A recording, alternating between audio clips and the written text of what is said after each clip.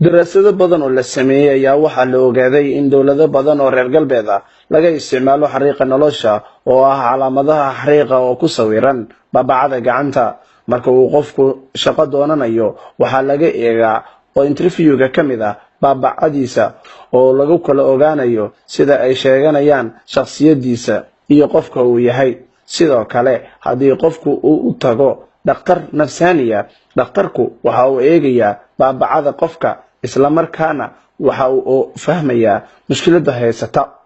haddaba waxa aan ka hadlayno ma ahan indhasracaad faal ama khuraafaad ee waa tijaabo cilmiyeed la sameeyey ugu dambeyn waxa aad eegtaa gacantaada midig waxaadna ka eegtaa halka uu ka bilaabanayo xariiqaaga nolosha ee gacanta waxaa suurtagal ah inaad noqoto 4 marxaladood midkood sida sawirka ka muuqata haddii linkigaaga noloshu uu ka bilaabanayo farta loo yaqaano fardhaxaadka waxaad ogaataa in aad tahay qof hogaamiye ah oo hogaamin kara dad isku xiran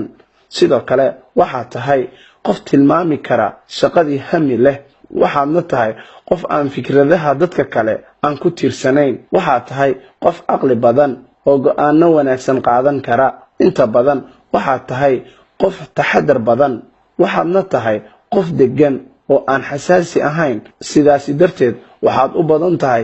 gooni u socod noqoto b haddii linkigaaga noloshu uu ka bilaabanayo farta murugsatada iyo fardhaxaadka inta u dhaxaysa waxaad tahay qof inta badan ilaaliya dareenka dadka kale aadna u wanaajiya dadka arrintu kala dhaxayso waxaad tahay qof digtoon waxaadna tahay qof lagu kalsoonaan karo sidoo kale waxaad tahay qof marka uu go'aan qaadanayo u qaata si caqliyeysan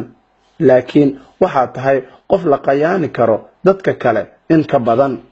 c waxa uu tilmaamaha la wadaagaa laakiin waxa uu dheer yahay waa qof diblomaasiyad iyo romantic fara badan leh d haddii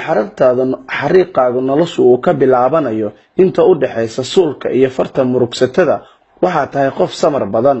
oo dadka kaalaya arrimahooda inuu wax u qabto kuna dadaalo wanaagooda waxaad tahay qof niyad wanaagsan oo qalbi jilacsan waxa intaas ku dheer waxaad tahay qof message ah oo xanaaq badan jawi kastana aan la qabsan karin qof walbo bal gacantaada nooca aad tahana kusoo commentigree xagga hoose